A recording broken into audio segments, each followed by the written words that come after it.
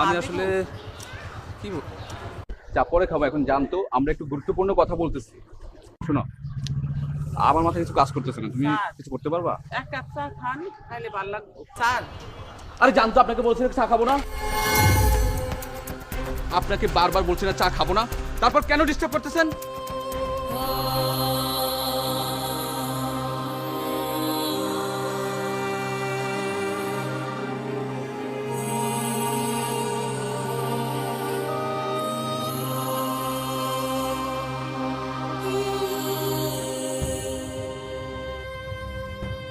Sir, এটা আপনি কি করলেন স্যার?